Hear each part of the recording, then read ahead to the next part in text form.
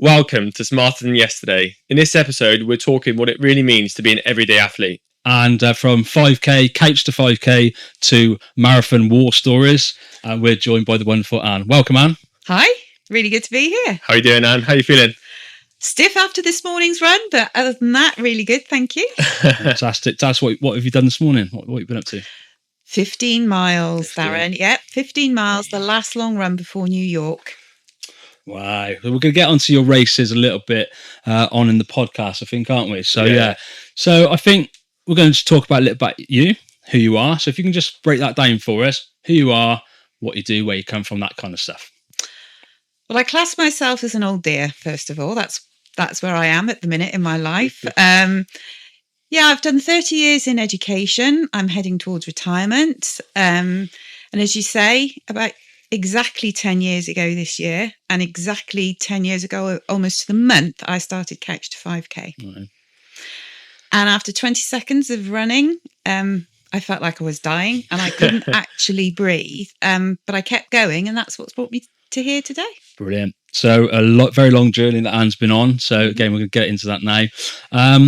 Do you remember the first, obviously you've come to me as an athlete. Were you ever coached before? No. So I've never been an athlete. I've never considered myself an athlete at all. An everyday athlete. Yeah. Anybody that trains it doesn't have to be endurance is classed an athlete in our eyes. Well, back in the 80s, I loved the RAF racing, and that's the only time I've really done any sustained exercise. And then after that finished, 3 kids later, I'm 4 stone heavier. Didn't enjoy any exercise whatsoever. And then the thing that changed me was one day at work, I had to run. I had to run for about 50 meters to go and help somebody, and I couldn't breathe. And that's when I realized that something in my life had to change. What, did that almost scare you then in that respect? Did you kind of... Yeah, and disappointed. Okay. I just couldn't believe that I'd let myself get to the point where I couldn't even run to help somebody without stopping. So that's when I did the Wheelie Big Cycle. That's what it started with, the Wheelie Big Cycle, a big charity event with the place that I worked at the time. And then it was coming into winter, and that's when I made the decision to do the Couch to 5K. Right. Yeah. Nice. Cool. That's where it all came from. Yeah. I mean, that's quite probably a scary reality. Like you said, you couldn't run to help somebody. No. And that was it sounds like quite a big life change to make at that point, doesn't it? It was, and it was a life change that I had to commit to in the long term. Get away from the yo-yoing, letting it happen for a month and then giving up. And I actually found that I enjoyed it. And more importantly, I found that new friends. I think that's the most important thing. New friends and new people to help me. But I'd never had any training. I made it up as I went along. I enjoyed it. But so with fun. That then, obviously you made it up as you went along. What was your go-to, like YouTube, that kind of thing? Did you use YouTube? And no, didn't use why anything. Didn't you use YouTube? I just didn't use YouTube because I know nothing about YouTube, Darren. I can't believe I've never met somebody who doesn't know YouTube. Absolutely nothing about YouTube. Incredible. Brilliant. Love it. So you made it up as you went along. What, did you do any research then, or like look at plans on the internet or anything like that? I spoke to people that I knew that had run, and they gave me hints and tips. Don't go out fast at the beginning of a race. Don't do too much too soon. But it was all just made up.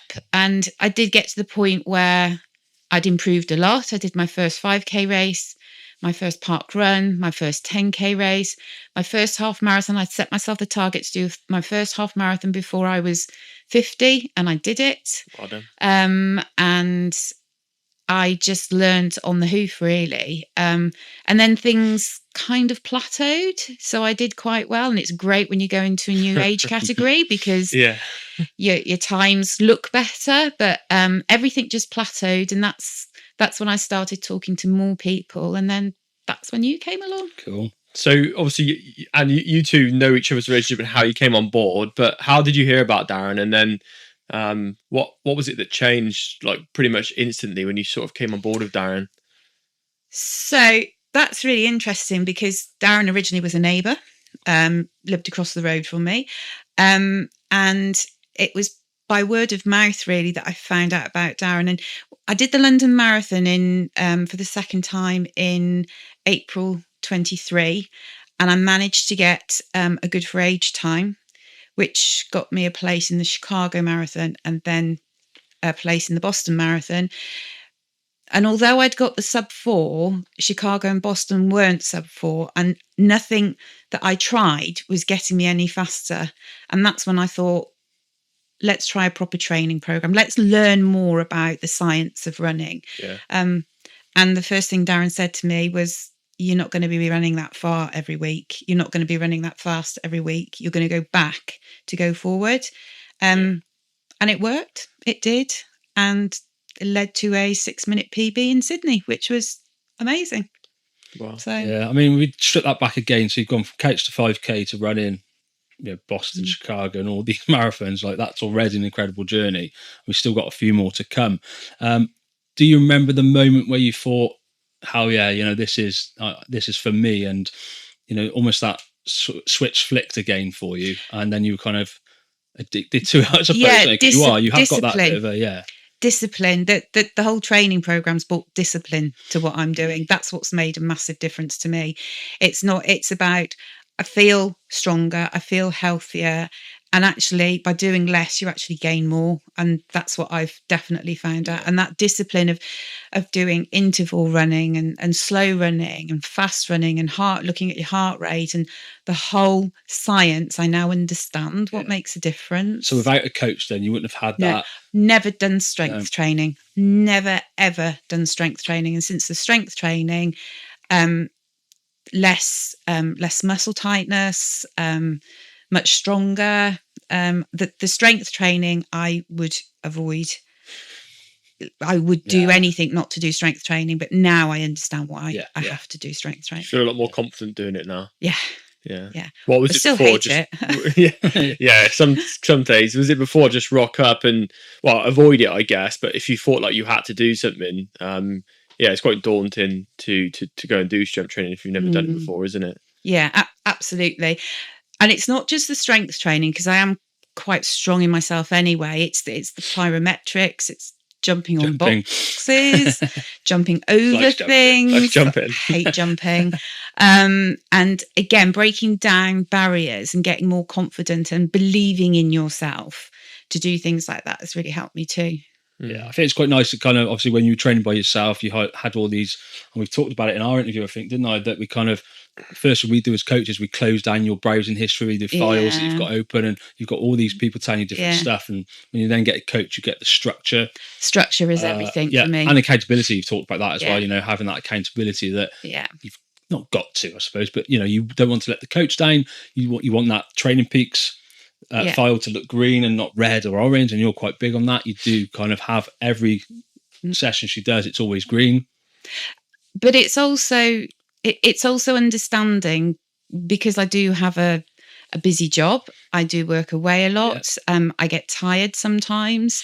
It can be stressful, and it's understanding that the training can be tailored around what I'm doing at that particular time, so that if something has to be cut down, it's not the end of the world, because you just build back up. And I think when we first started your training, it was like, right, we've got to go from an hour session to 45 minutes. It was like, whoa. And you didn't like that, but then you start to understand it, and you start to appreciate why we're doing it.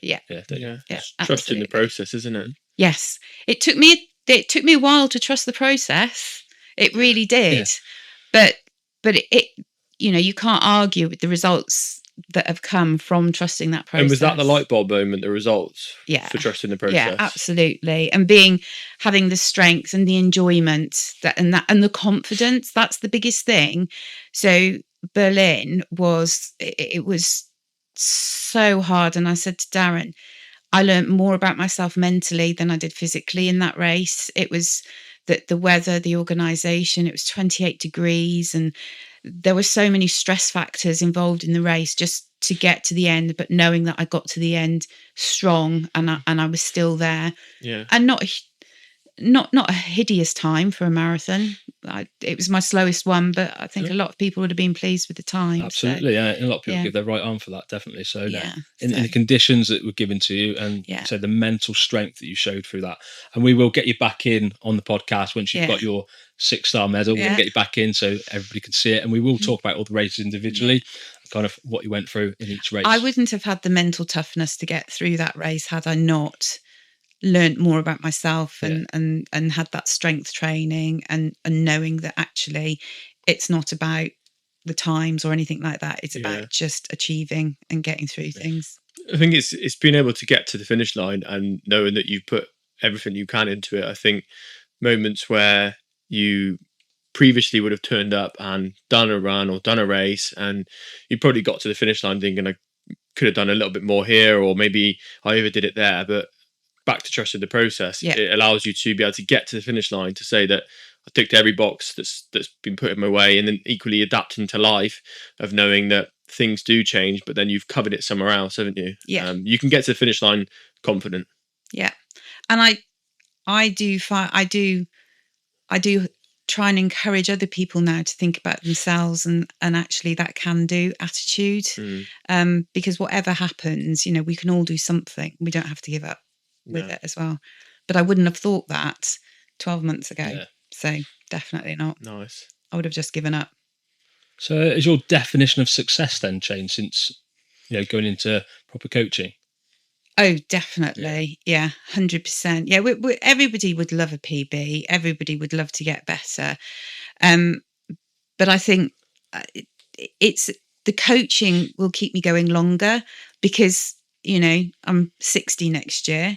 And, I need to keep myself fit. I need to keep myself healthy if I'm going to keep going. I still want to be running and doing things in my 70s, let alone in my 60s. So that structure, that control, all of that definitely has made the difference. And it's helped me to understand that success is about keeping going. It's about if you have to go backwards one day, then what you've learned before will help you then go back forwards again. So it's quite a nice thing then. So it's not just about being an endurance athlete racing these races. It has an effect on your lifestyle as well then. Like I said, durability to be able to do things for longer in your older age. And having that structured program so that when things get tough in the week, in whatever life throws to you, you can go back to that structure and there's something sitting behind it. Is the question I was going to ask next was about how you balance it with work, life, family, training, and it sounds like structure is the thing for that. Has to be. Adaptability to structure, I think. Yeah, definitely. So whether that's saying, Darren, I need that run to be 30 minutes, not an hour, getting up at 5:30 in the morning to squeeze it in, and knowing at that time if it's not at the pace set, it's tiredness or whatever, but that's okay because we can rebalance that in other ways later in the week or whatever. Or saying, can't run on that day, could you put the rest day on this day? And actually that flexibility is built in every single week when he gets text off me saying, right, chop and change this, chop and change that. So so the flexibility has to be around my structure. When I'm on annual leave, it's great. I can run during the day. I can, but having flexibility is key to everything in my life now. Do you feel like you're pestering him when you ask him to change it? No. No.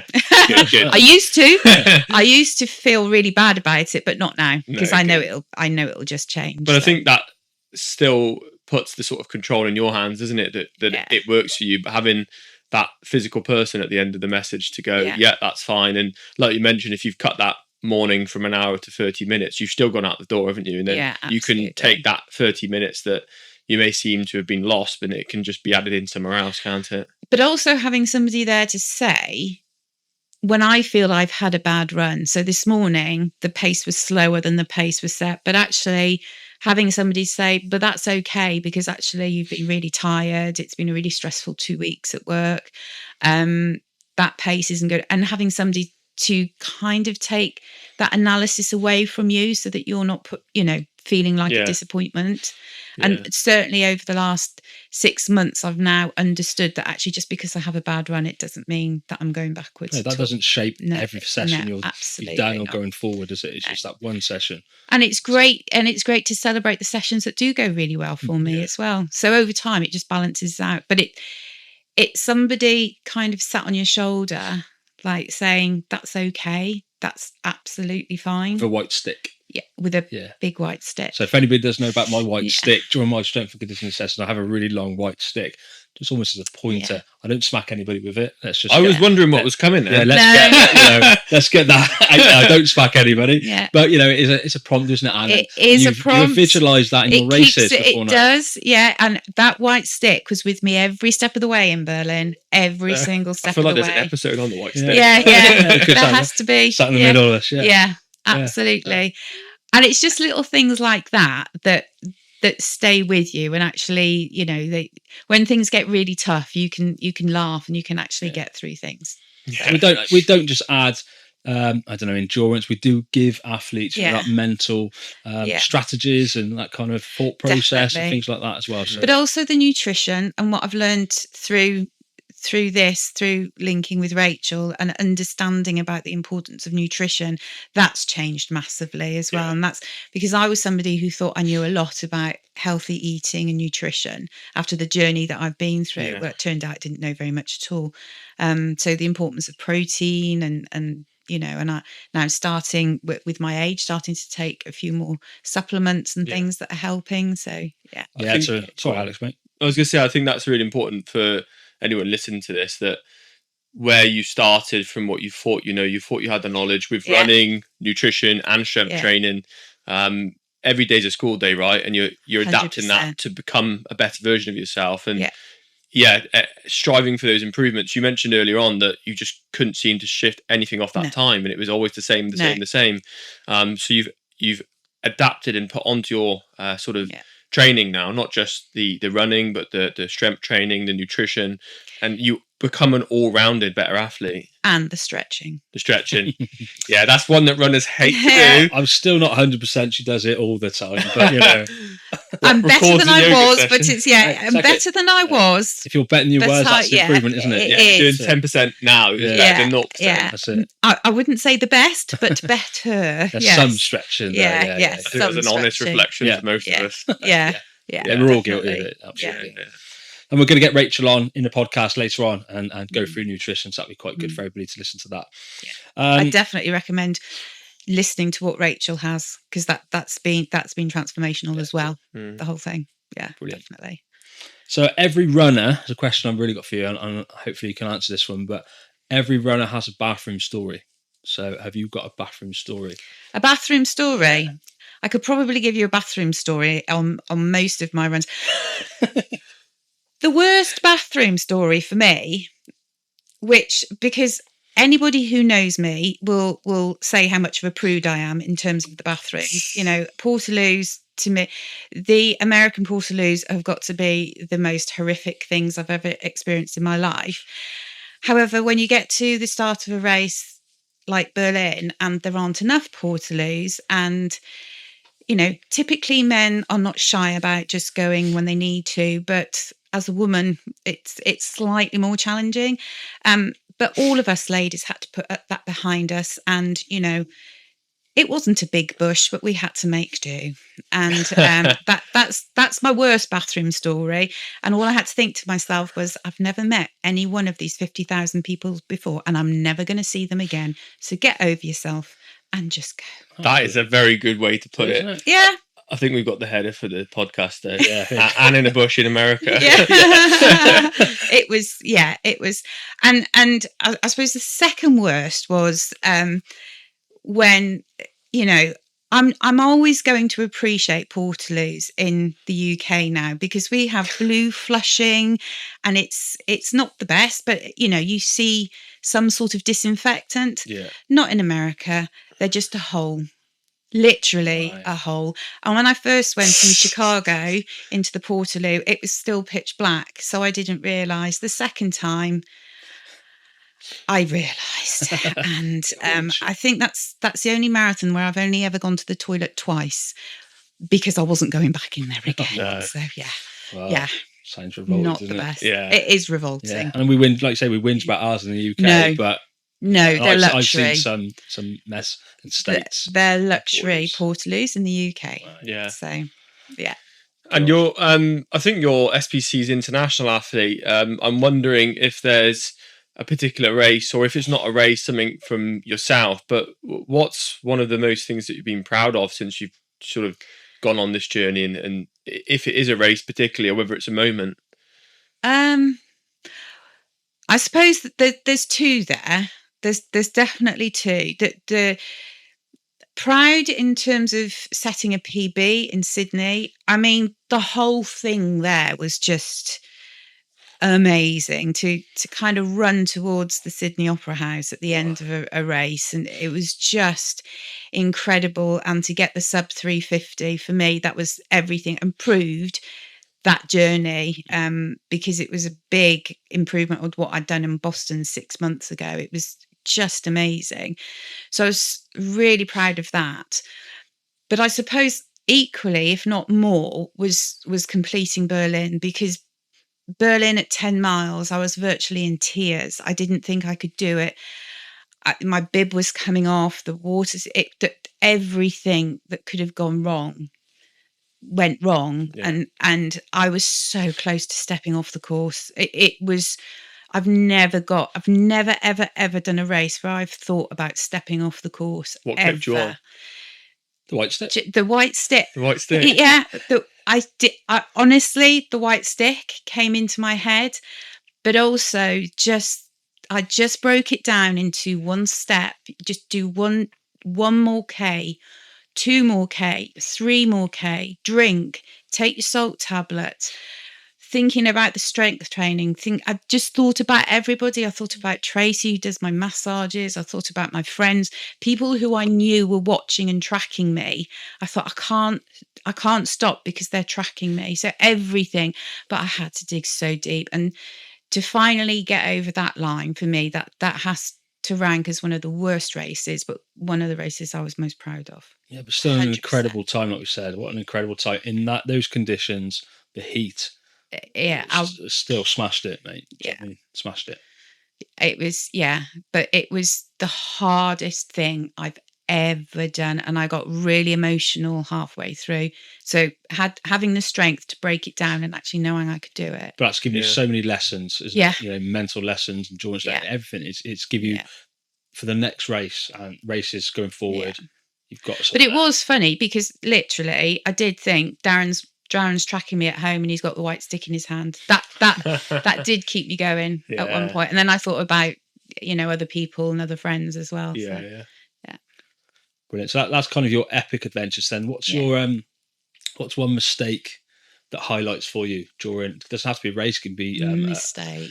Whether that's in a session or a race. Well, there was the classic face plant, because I bottled out of jumping on a box. Face plant. I jumped on a box. Darren was more shocked than I was. I this think. is in during strength training. I jumped on a box and I face planted. Not during a race. That wasn't very good.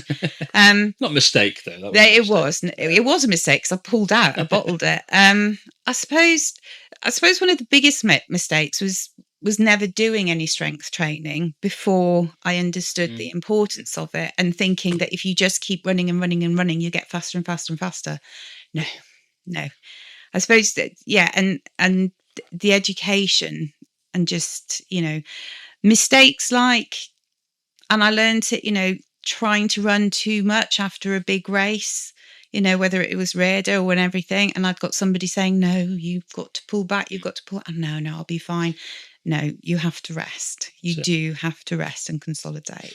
So adaptations, it happens. And I'm massive on this, aren't I? Yeah, that it happens in recovery. Yeah. Or recovery week. That's when your body adapts to the training. Yeah. Not the other way around. That's always been my biggest mistake. Yeah. And athletes make that mistake that if they think they add more stress, that's going to get them fitter. Yeah. So what a total myth. Yeah.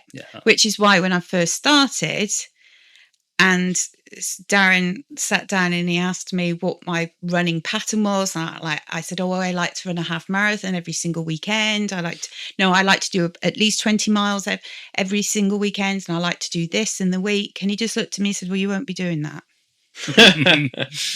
That was hard. That was really difficult because it changed everything that I did. And the first long run he set me on a Sunday was 5 miles. I'll never forget that. 5-mile run. long run, and I couldn't get my head around that. But it worked. Yeah. Lovely. Yeah. Well, like I say, and you've got an interesting story. So you've done Chicago, Boston, Sydney, Berlin, and we've got New York in 2 weeks' time. Excited. And then Tokyo in 4 months' time. So definitely are our international athletes. So that'll be 6, obviously the 6-star. 7, and Tokyo will give me they're the not 7. changing this. They're not changing that 6-star. Yeah, They're keeping that, but you can apply for another medal, can't you? Yeah. From 7. Yeah. So we want to get you back in, obviously, when you've got that. I'll have a lot of bling to share. Yeah, bring it in. We want to see it. Yeah. Ka-ching, ka-ching.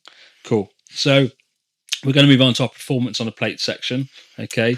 Real good. And so nutrition's obviously been a big part for you.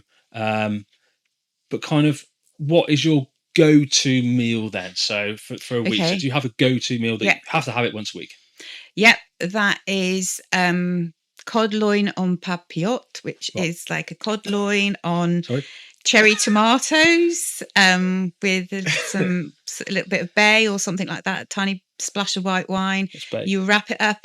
You wrap it up in a parcel, and you bake it in the oven with new potatoes and loads of broccoli. I live on broccoli. I can't even tell you how much broccoli I eat a week. That's my go-to, and a lot of turkey fajitas as well. That's another good one. Turkey fajitas, and that's all come from Rachel. And the turkey fajitas and the cod loin. Definitely. Sounds like we need to ask this question before a guest come in and actually get them to bring it. My mouth's no watering, listening to that. Turkey fajitas sounds good. So do you get sick of turkey at Christmas then? No, it's really interesting actually, because I've tried different recipes and it doesn't really taste like what you get at turkey. The turkey at Christmas, it doesn't taste like that at all. No, it's a much better option than chicken. It's got more protein than chicken. Has it? Yeah. I'll get turkey next week. Yeah, it's very lean. It's very, very lean as well. I've literally never seen turkey in a shop like that. Turkey breast fillets in Sainsbury's. Yeah, absolutely. Can't afford Sainsbury's. Yeah. Other brands are available. Yeah. Take the mortgage out next week. Yeah. Absolutely. And so we've talked about how it's not just the running, the strength training, but the nutrition as well. Yeah. How have your habits changed? You talked about obviously a couple of meals there, but what about snacking? Have you got the cravings for anything that you used to have, or what does it look like? So I had a reasonably healthy diet before. The way that my diet has adjusted is to add in the protein. So I wasn't eating enough protein for what I was training. Yeah. So that's where I've made the subtle changes to the meals. So and taking a protein powder as well, having a protein powder, that's helped boost. The yogurts that I eat, they're now the protein based ones. So again, that's adding to it. I've learnt the importance of good fats, because I cut all fat out of my diet. And I've also learnt that actually I do need to eat carbohydrates. So I had a very, very low carbohydrate diet. So I've added some healthy ones back in, particularly building up to a race now and everything. So I maybe had my diet before was slightly too restrictive and wasn't supporting my training well enough. So I've rebalanced it. So I've still got the same calorie intake that I had before, but it's a better calorie intake because it's much more balanced in terms of the macro nutrients that are in the diet. Get me talking about that. I know. Massively. Definitely educated by Rachel. Yeah, definitely, absolutely. So you might have answered this in kind of some of that there, but what's your kind of go-to snacks during a week? So I know you mentioned yogurts, that kind of stuff. Is that a snack or? So protein rice cakes, they're really nice. I like that with some cottage cheese on. That's really good. I am going to be really honest. I do still let myself have a little treat every day. So Biscoff biscuits are my absolute favourite. So I will have those in the morning with a coffee. In the morning, yeah. Yeah, in the morning, just as a mid-morning. They're not much, but I don't rule out everything. Yeah. And I eat so much fruit. I eat a lot of fruit. So I think you covered that quite well. That and I do say to our athletes, we're not paid athletes. No. We do this because we want to, because we want to have fun, we want to enjoy it, we want to enjoy the process. So we've got to reward ourselves sometimes and kind of have that bit of downtime or that little treat. The best thing in my office is I've got a shelf in my office. Full of Biscoff. No, not just Biscoff. I adore sweets. I really love sweets. So I have some sweet jars on my office. And every now and then I'll just take one or two sweets. And it's not a lot, but it's just that enough just to say, do you know what? I've worked really hard this morning. Yeah. I'm going to have it makes everything else you're doing worthwhile as well, doesn't it? Absolutely. So, yeah. Everything in moderation. Can't give everything up. You know, we're not asking you to stop everything, you know. No, absolutely again, like we're massive on it. This is for real life people with real jobs and that kind of stuff. So it has to fit, and that fits. Isn't it? Absolutely. So they're little sort of treats, little nutrition changes. Have you found any hacks for any, you know, like post-race food? You know, everyone, I don't know about you, but everyone thinks, oh, you know, once you've done these big race, you're like, you know, really hungry, straight to the, you know, takeaway shop or whatever it is like that. But what's the sort of after race meal, if there is one, or any hacks for sort of recovery and things like that?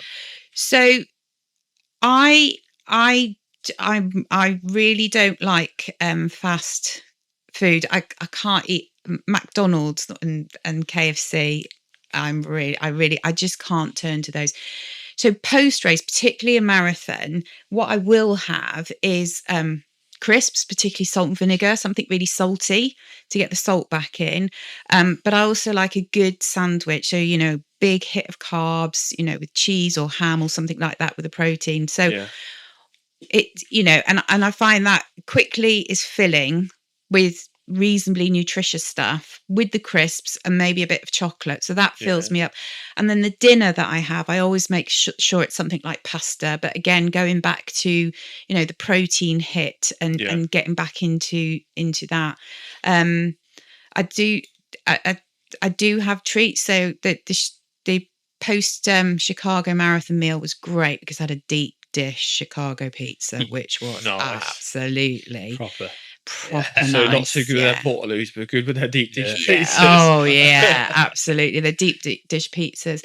But then very quickly over the next couple of days, I'll get back to my normal regular eating. Yeah. And the quicker I get back to that, the better I feel.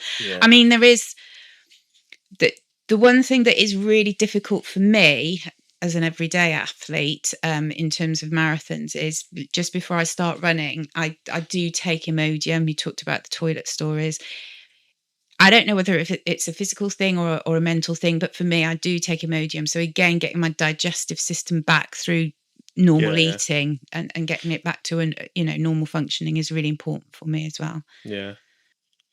So Anne, just for anyone, let's go back to when you first started thinking about, you know, being trained, getting coached, and that you realised that you were plateauing and you weren't increasing in any ability really. If someone's there right now, what advice would you give them? I would definitely say just step back and think why. For me, for a long time, nothing was happening. And so I knew that something had to change, but I didn't know what had to change. And it was only by going to somebody like Darren who could explain to me, you know, just why I was where I was. I would go and say, just talk to somebody who's got the coaching qualifications, somebody who can unpick what you're doing, because when you're in the moment and when you're doing it, you can't see from the inside what's happening to your body, what's happening to your training plan. And just getting that you know, independent external advice and support with no pressure. I mean, to be fair, there's never been any pressure. It's just like, do you understand what this means for your body? And it's just more education and understanding. And I knew nothing. And I've covered that one, like, because first thing we do, like I said, is close down the tabs, close down that history. Absolutely. Because there's a lot of myths out there. There's a lot of YouTube channels. There's a lot of, you know, I don't know, stuff that you shouldn't believe. Yeah. You know, it's important to kind of, so if you do go somewhere, and obviously it doesn't have to be us, but, you know, complete if you go, reset. Yeah, absolutely. It's just getting a complete reset. Yeah, absolutely. Turn it off, turn it back on. Yeah. Yeah. Always works. Amazing, Anne. Thanks very much. Listen, we're at the point now where we're going to do some quick fire questions to you. This is scary. when me and Darren did the quick fire, some of them weren't too quick fire. So if you do want to go past the quick fire question, then so I can do a pass then. Yeah. No passes. No passes. We'll change the question. Yeah. Okay. Brilliant. Okay, so the smartest lesson that you've learned during training, Strength training. strength training. I think we have covered that already, and you Yeah. do keep going back to Yeah, it. strength That just training. shows how important it is to you. Yeah, number one. Yeah, and Yeah. it's something that a lot of athletes, I suppose, ignore. Yeah, But I did. in my eyes, it really should be built around strength training. Strength training, mobility first. Build the other bits around that and on top of it. Definitely. Yeah, cool. Don't like it, but I do it. You see the reason. You love it after you've done it. Yeah, after Yeah, I've done it. yeah, Yeah. yeah. Okay, and when you're running, and I know it myself, and especially in a race, your mind can drift. What's the weirdest thought you've had during a marathon? A white stick. A white stick. We definitely need an episode on this white stick. Absolutely. Yeah. A white stick. Yeah, you just close your eyes and you can visualize it. Yeah, absolutely. It sounds funny, but it's something Darren and I joke about. And it's something that every time I saw the white stick coming out, I knew I had to pull myself together. Yeah. So. Okay. Cool. Nice. Nice one for you here. So finish this sentence. Running has made me happy. Oh, that's lovely, isn't it? Yeah. Happy. 100%. Yeah. Like, I was when you say fast or something like that, but happy. Yeah. It's incredible. Yeah. It's nice. Nice to hear. Yeah. And it's nice that we've been part of that journey to Absolutely. make that happen as well. So that's quite nice. So yeah, thank you. I think we've got the answer to this one, but what's your guilty pleasure food? Sweets. Sweets. And Biscoff. Biscoff. I was expecting Biscoff, to be honest. Sweets and Biscoff. Yeah, both of them. In equal. Couldn't separate them. No. Yeah. Not together. No, sometimes. Yeah. A Biscoff sweet cake, I reckon. Yeah. I have made Biscoff cheesecake, so there you go. Brilliant. Amazing. Well, I think that covers it, really. I think that kind of concludes our chat with you. And Thank you. Yeah, you're a very interesting person. There's more to come from you in your training, your adventures. And obviously, we're 2 more to go. Yeah, we'd love to be part of that. And we'd love to get you back in on another episode when you've got that 7th star medal. Okay, thank you. Yeah. Not been too bad, has it? No. Brilliant. Yeah, okay. Yeah. So thank you for Anne for joining us today for today's podcast. We are absolutely incredibly proud of Anne for what she's done, the journey she's taken, the direction she's heading. There's something about chaos, adding those miles in, and it just works for Anne. So thank you for joining us, Anne. Thank you. Thanks for being on here, Anne. Now listen, if you've enjoyed this episode and you feel like someone can benefit from it, please share it to them. And don't forget to like, subscribe, and stay tuned for next episode. And also, let's be smarter than yesterday.